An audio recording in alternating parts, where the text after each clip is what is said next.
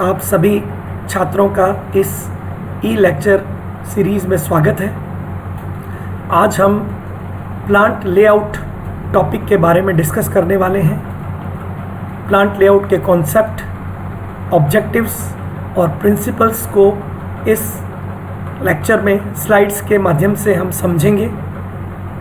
मैं doctor Y B Mathur, department of mechanical engineering, government polytechnic college Bikaner, आप सभी छात्रों का पुनः स्वागत करता हूं।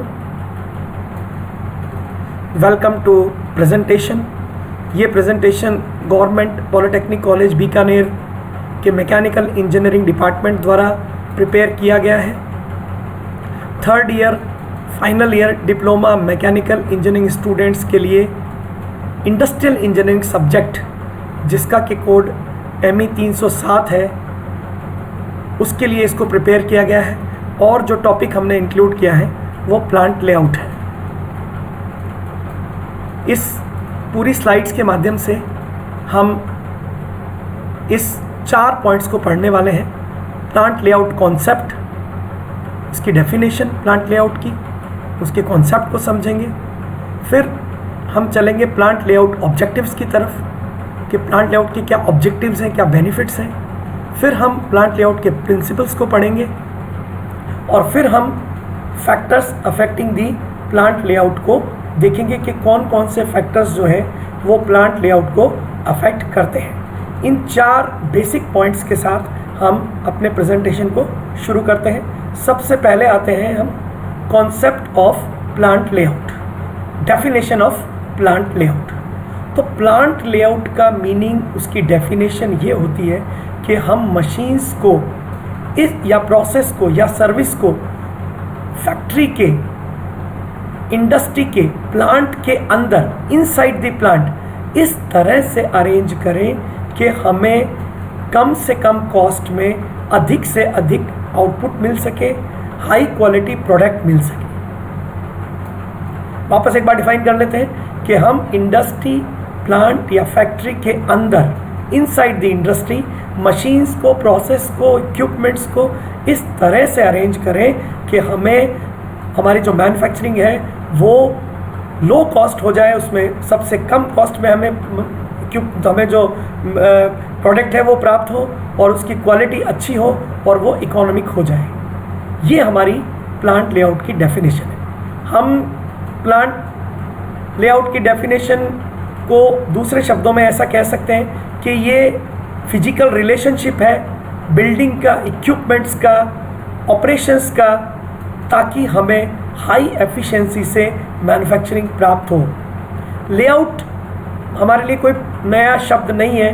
हम लेआउट करते हैं, खुद भी अपने जीवन में इसको अप्लाई करते हैं। जैसे कि एक सिंपल सा एग्जांपल लेते हैं ड्राइंग रूम का हमारे, वहाँ पर हम बिल्डिंग के अनुसार, खिड़कियों के अनुसार सोफ़े को अरेंज करते हैं, वहाँ पर हम सेंटर टेबल को अरेंज करते हैं, वहाँ पर हम और टेबल्स को और चेयर्स को अरेंज करते हैं और फिर एक अच्छा लेआउट के साथ ड्राइंग रूम को सजाते हैं। तो लेआउट हमारे लिए कोई नया कॉन्सेप्ट नहीं है, लेकिन यहाँ पर हमें उसे प्लांट के संदर्भ में पढ़ना है, हमें उसको इंडस्ट्री के संदर्भ में पढ़ना है। तो ये डेफिनेशन एकदम क्लियर है और हम बिल्कुल क्लियर हो गए हैं इस प्लांट लेआउट के कॉन्सेप्ट से कि हम मशीनों को इस तरह अरेंज करें कि हमें कम से कम कॉस्ट में अधिक से अधिक आउटपुट मिले और हाई क्वालिटी आउटपुट मिले। अब हम चलते हैं objectives and advantages of plant layout कि प्लांट लेआउट को अप्लाई करने से क्या फ़ायदे होने वाले हैं या प्लांट लेआउट के क्या ऑब्जेक्टिव्स हैं। सबसे पहले जो ऑब्जेक्टिव है वो है streamline flow of materials through the plant. जब हम प्लांट लेआउट कर देते हैं, अच्छा plant layout, better plant layout कर देते हैं, तो हमारा जो मटेरियल फ्लो होता है वो अविरल हो जाता है, वो स्ट्रीमलाइन हो जाता है और उससे मैन्युफैक्चरिंग कंटिन्यूअस चलती है, एफिशिएंटली चलती है, इफेक्टिवली चलती है और हमारी जो प्रोडक्टिविटी है वो बढ़ती है और हमारा जो कॉस्ट ऑफ प्रोडक्शन है वो रिड्यूस होता है। दूसरा जो ऑब्जेक्टिव है, दूसरा जो बेनिफिट कह सकते हैं वो है minimising the material handling cost.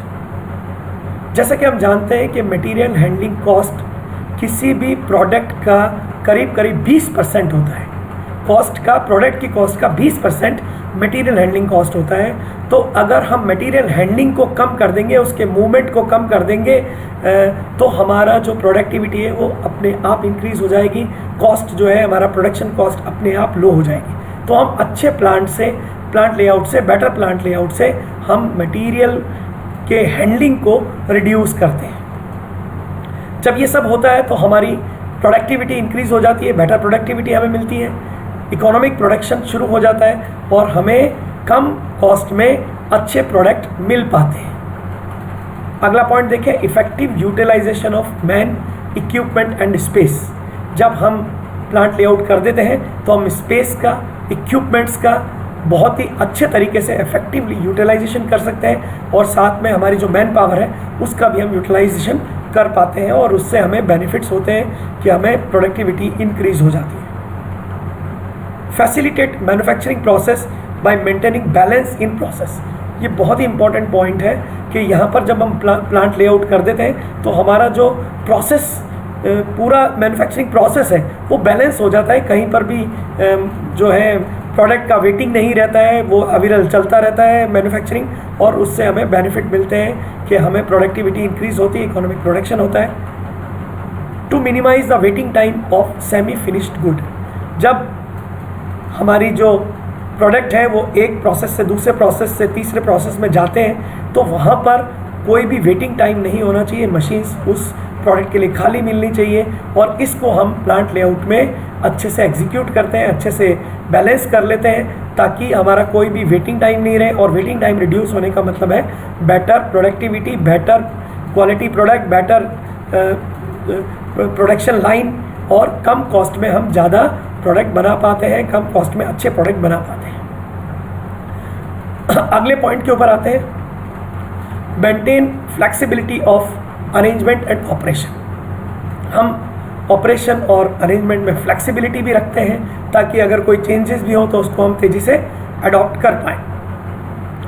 Easy maintenance of the plant and machine. जब हम प्लांट लेआउट कर देते हैं तो हमारी मशीन और प्लांट की मेंटेनेंस ईजी हो जाती है, क्योंकि वहाँ पर अच्छे प्लांट लेआउट की वजह से स्पेस अच्छा होता है, वहाँ पर हमारे टूल्स, इक्विपमेंट्स पहुँच सकते हैं, हमारी क्रेन्स पहुँच सकती है हमारे, और अगर कोई लिफ्टिंग इक्विपमेंट है वो पहुँच पाते हैं, और हमारा जो मेंटेनेंस है प्लांट का वो ईजी हो जाता है। Improve supervision. जो सुपरवाइजर्स हैं वो आसानी से सुपरविजन कर पाते हैं, वर्कर्स का बेटर यूटिलाइजेशन ऑफ स्पेस कर रहे हैं और हम better utilisation of man power कर रहे हैं तो सुपरविजन भी ईजी हो जाता है। Proper utilisation of the production capacity. अब जब हम प्लांट लेआउट अच्छा कर देते हैं तो हमारी प्रोडक्शन कैपेसिटी, जो इंस्टॉल्ड कैपेसिटी है, उसको हम पूरी तरह से यूटिलाइज कर पाते हैं और उसी सेम समय में हम ज़्यादा प्रोडक्ट को, अच्छी क्वालिटी प्रोडक्ट को बना पाते हैं और प्रोडक्शन कॉस्ट को रिड्यूस कर लेते हैं। Provide safe and adequate working conditions thereby minimising the accidents. बहुत इंपॉर्टेंट पॉइंट है, जब हम प्लांट लेआउट करते हैं तो हमारा जो कंडीशंस होती है, वर्किंग कंडीशंस, वो अच्छी होती हैं। हम वर्कर्स की लाइट, पानी, उनकी सेफ्टी सभी का ध्यान रखते हैं लेआउट करते समय। जब अभी हम आगे डिस्कस करेंगे तो इसको वो डिटेल में पढ़ेंगे, तो वहाँ पर अच्छी कंडीशन होने की वजह से वर्कर्स की एक्सीडेंट्स में कमी आ जाती है और एक्सीडेंट में कमी आने से हमारी प्रोडक्टिविटी निश्चित रूप से बढ़ती है।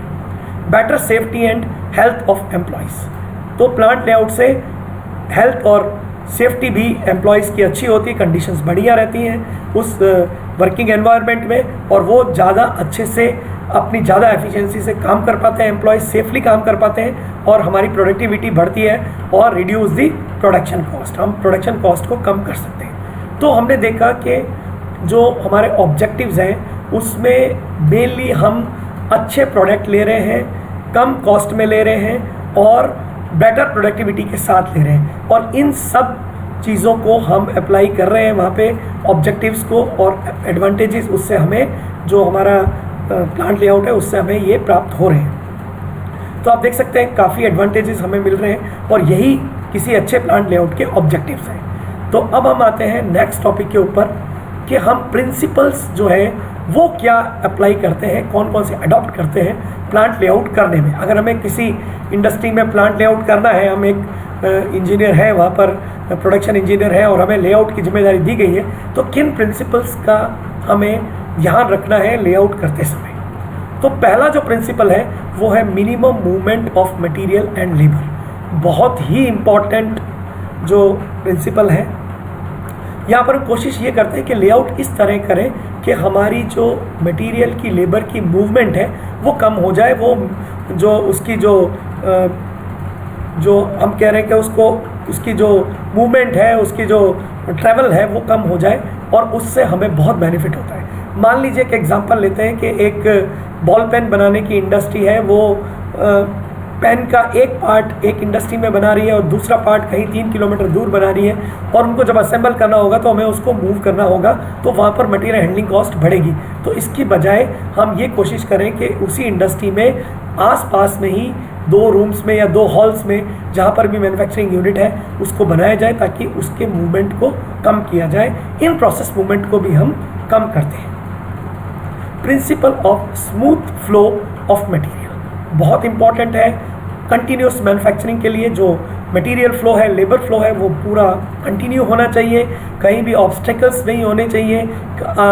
ब्रेकडाउन आने के कारण कोई ऑब्स्टेकल होता है वो अलग बात है, लेकिन जो मटेरियल फ्लो है, पूरा जो मटेरियल चल रहा है एक मशीन से दूसरी मशीन पे, तीसरी मशीन पे, वो पूरी तरह से स्मूथ होना चाहिए, और उससे प्रोडक्टिविटी निश्चित रूप से इंक्रीज होती है। तो ये प्रिंसिपल को भी हमें जब हम डिज़ाइन करने जाते हैं लेआउट सिस्टम, तो हमें ध्यान रखना पड़ता है। प्रिंसिपल ऑफ स्पेस यूटिलाइजेशन, हमें जो स्पेस है हमारी इंडस्ट्री में, जो भी हमारी फैक्ट्री में, उसको पूरी तरह से अच्छे तरीके से, बेटर वे से यूटिलाइज़ करना है। मशीन्स में मैन्स के लिए स्पेस यूटिलाइजेशन में किस तरह मशीन्स लगेंगी, कहाँ का कितना गैप होगा, किस तरह से उनको अरेंज किया जाएगा, वो हम एक डिज़ाइन करते हैं और उसको, इस प्रिंसिपल को वहाँ पर अप्लाई करते हैं। प्रिंसिपल ऑफ फ्लेक्सिबिलिटी, अब कई बार हमारा डिज़ाइन चेंज हो जाता है, कई बार हम प्रोडक्ट चेंज करते जाते हैं, तो हमें फ्लेक्सिबिलिटी को भी ध्यान रखना होता है कि मान लीजिए प्रोडक्ट चेंज कर रहे हैं या हमें लेआउट भी चेंज करने की आवश्यकता हो सकती है। अगर प्रोडक्ट चेंज करें तो उसमें फ्लेक्सिबिलिटी बनी रहे, हमारे पास स्कोप हो फ्लेक्सिबिलिटी का,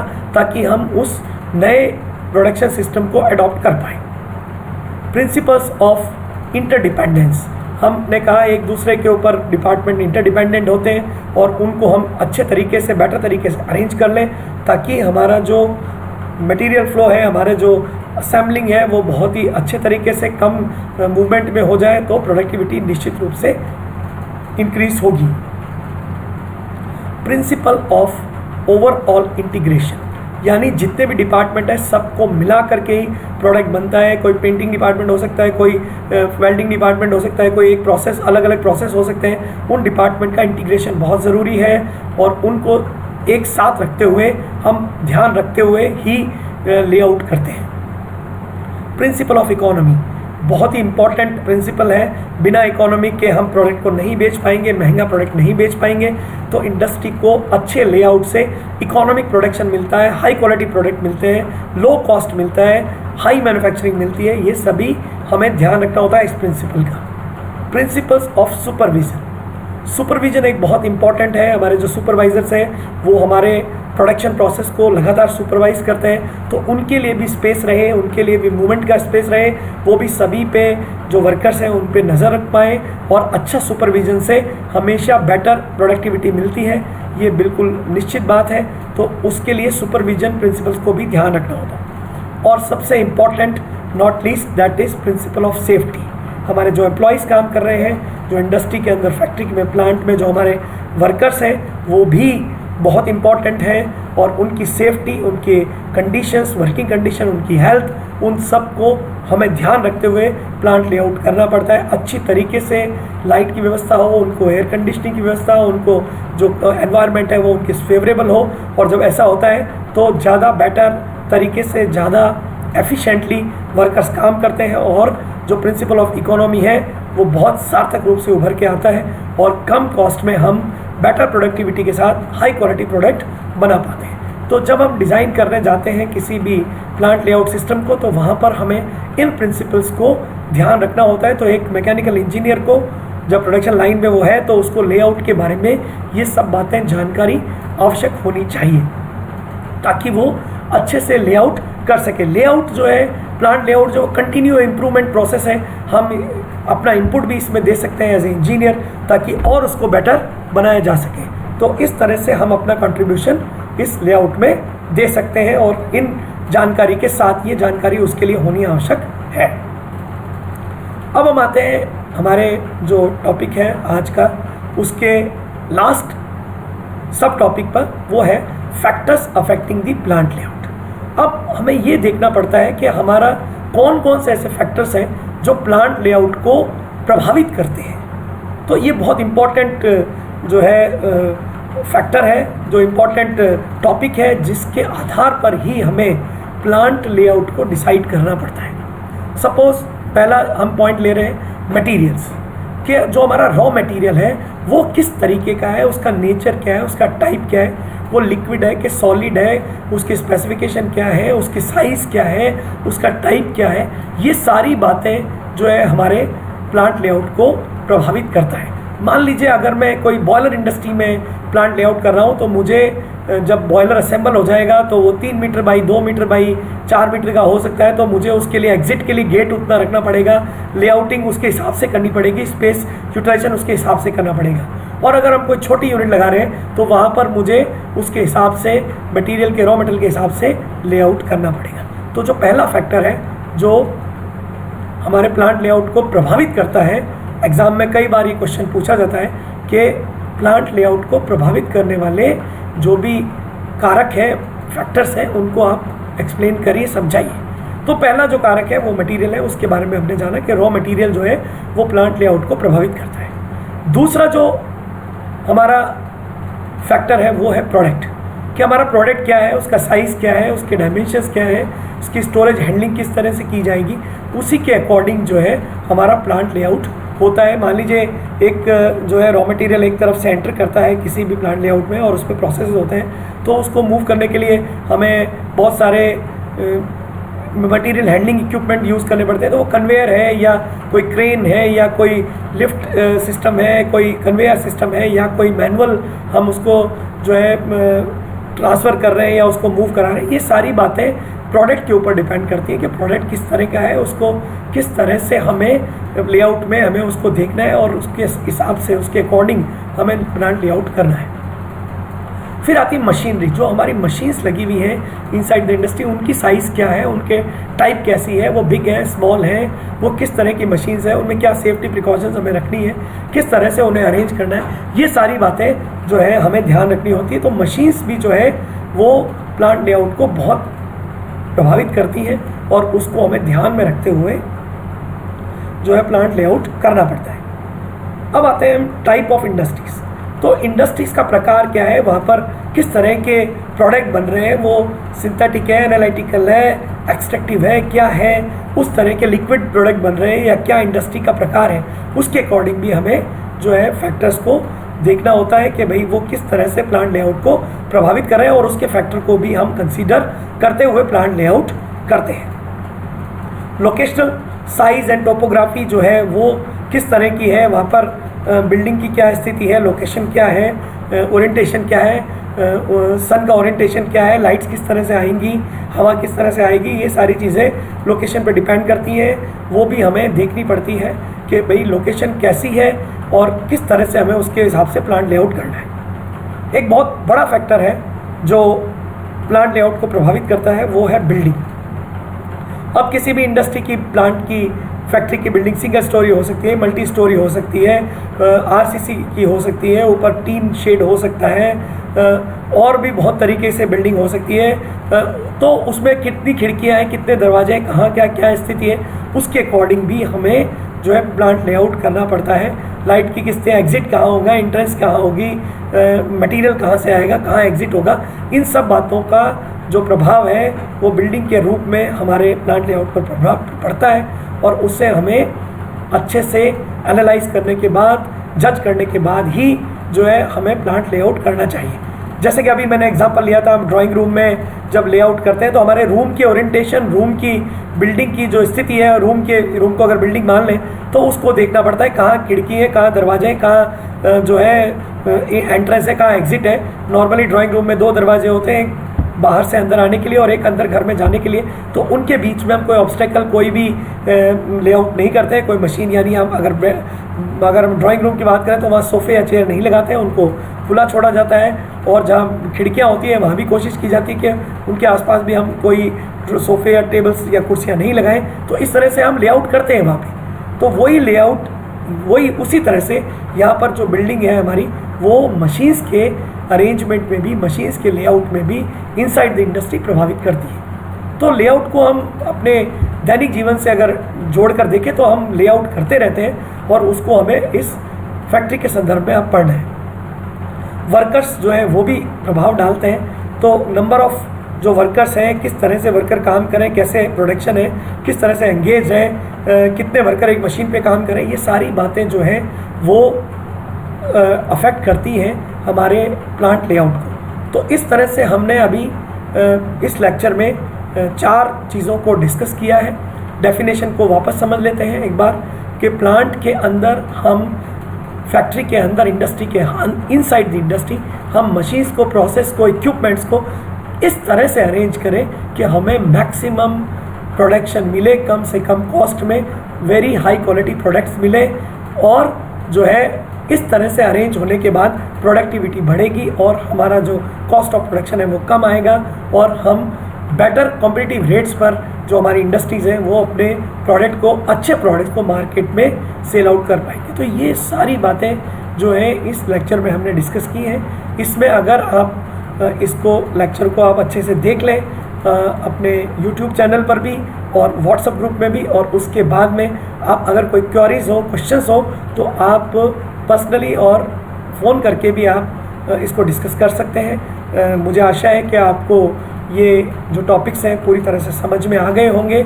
और अब हम अगले लेक्चर में इसका नेक्स्ट पार्ट लेंगे और उसके अंदर और जो टाइप ऑफ लेआउट्स हैं उनके बारे में अब हम डिस्कस करेंगे। इसके आगे हम चलेंगे। इस पूरे टॉपिक को 3 भागों में हमने बांट रखा है। ये पहला लेक्चर है इस टॉपिक पर, प्लांट लेआउट पर। दूसरे लेक्चर में हम डिस्कस करेंगे टाइप्स ऑफ प्लांट लेआउट, कि कितने तरह के प्लांट लेआउट होते हैं इंडस्ट्रीज़ में और वो किन किन कंडीशन में, किन किन जगहों पर, किस सिचुएशन में किन प्लांट लेआउट्स को हम यूज़ करते हैं। तो इस लेक्चर के लिए आज हम यहीं रुकने वाले हैं और मुझे आशा है कि आपको ये पूरी तरह से समझ में आ गया होगा कि प्लांट लेआउट क्या है, उसके ऑब्जेक्टिव्स और बेनिफिट्स क्या है, प्लांट लेआउट के प्रिंसिपल्स क्या है, किस तरह से हम प्लांट लेआउट को करें, उन प्रिंसिपल्स को यूटिलाइजेशन करते हुए। और फिर अंत में हमने पढ़ा है कि जो फैक्टर्स हैं जो प्लांट लेआउट को प्रभावित करते हैं वो कौन कौन से हैं। तो ये पूरा जो टॉपिक है उसको हम यहीं विराम देते हैं और अब हम इसके सेकंड पार्ट में जो प्लांट लेआउट टाइप्स है उसके में हम दोबारा लेक्चर लेकर के फिर प्रेजेंट होंगे। तब तक के लिए आप इस लेक्चर को देखिए और जो भी क्वेरीज हो आप हमें पर्सनली इससे हम अपने फ़ोन पर या व्हाट्सएप ग्रुप के थ्रू आप पूछ सकते हैं। धन्यवाद। Thank you very much.